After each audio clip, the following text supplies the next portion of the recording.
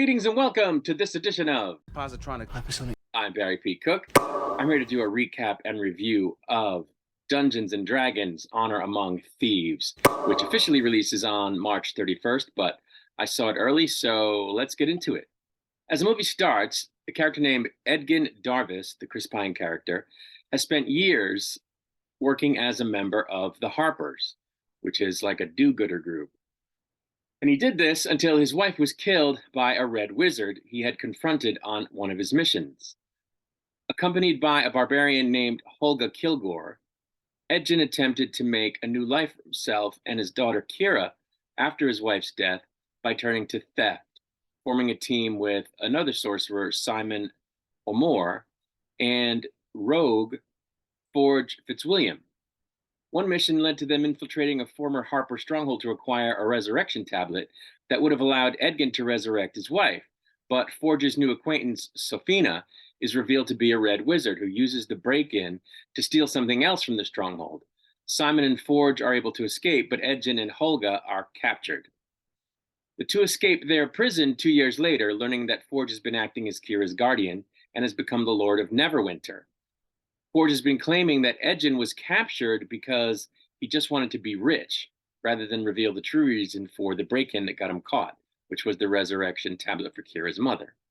When Forge attempts to have Edgin and Holga executed, they escape and decide to recruit a new team to break into Forge's vault and retrieve the resurrection tablet as proof that Edgin is telling the truth.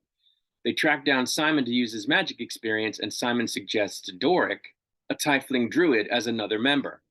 Doric's animal shapeshifting allows the group to confront the defenses around the vault, but Simon declares that he lacks the power to disable the complex enchantments that also protect it. Recalling a tale of a relic retrieved by her people that would have such power, Holga leads them to an old graveyard that allows Simon to question the dead with a talisman. Confirming that the soldiers claimed the helm they seek in their last battle, the group traced the relic to Zenik Yonder, a paladin and survivor of the Thay after the Red Wizard destroyed their country.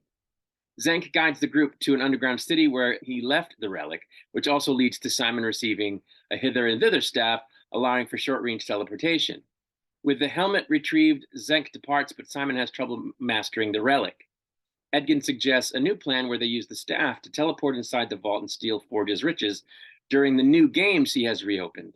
However, when they infiltrate the vault, it turns out to be empty, leading Edgin and the others to realize that Forge has been working with Sophina to cast an ancient ritual to turn those attending the games into her zombie slaves with a horn she stole in the original raid, while Forge escapes with the riches and Edgin's daughter. Edgin is able to escape execution by persuading Forge to put them in the games by playing on his ego, allowing the team to escape during the contest.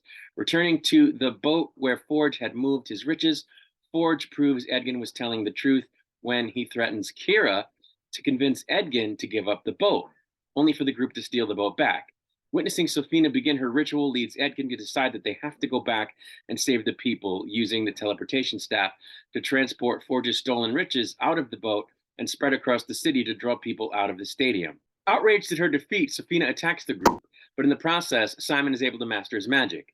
Sophina's attempt to use a time stop spell fails when Simon nullifies the spell, allowing Kira to use an invisibility pendant to place an anti-magic bracelet on Sophina so that the team can defeat her. Holga is revealed to have been fatally injured in the battle, but Edgin and Kira use the tablet to bring her back to life. Restored in the aftermath of this, the old Lord of Neverwinter declares the team heroes of the realm, and Forge is sent to prison. So I really enjoyed this movie. I didn't think I was going to. From the trailers, I thought it was going to be really hokey. And I don't know, I couldn't really picture Chris Pine as like a roguish, medieval style Dungeons and Dragons character, but he did a good job. I mean, partly, that's because they wrote the dialogue in the modern vernacular, and the characters behave like modern people would behave. They're just dressed like people from medieval times, and they're stuck using, the devices of medieval times plus magic. So the combination of the two works. I'm a big fan of, Dungeons and Dragons type stuff, and Dungeons and Dragons specifically, although the last game they made was terrible.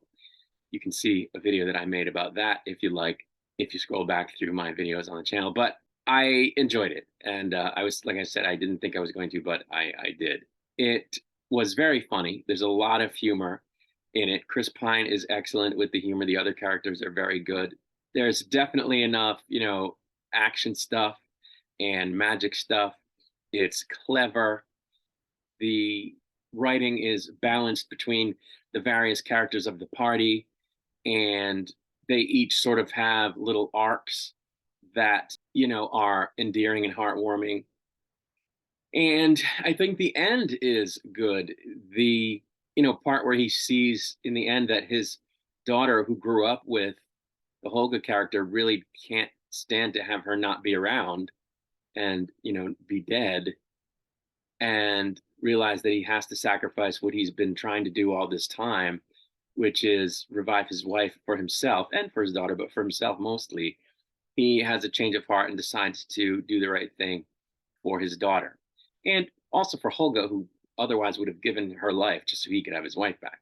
So I think it was a good ending, and the Lord of Neverwinter there gets his comeuppance, excellently played, by the way, by one of my favorite actors, Hugh Grant, whom I like a lot, and the guy from Edgerton is in it. The guy from the first scenes of Edgerton, he does a good job as well, and it's just an entertaining film. There, the scene in the graveyard, just for example, when they're talking to the dead people, is very, very funny because you can only ask them 5 questions, and of course, they're intertalking between themselves and they're asking each other questions, but the corpses interpret the questions as being asked of them, so they get a lot of useless answers the first go around, because the corpses are answering questions that aren't being asked of them, and then after the 5 they die permanently, so you can't resurrect them, so they had to keep going through different corpses for various reasons. It was very, very funny, and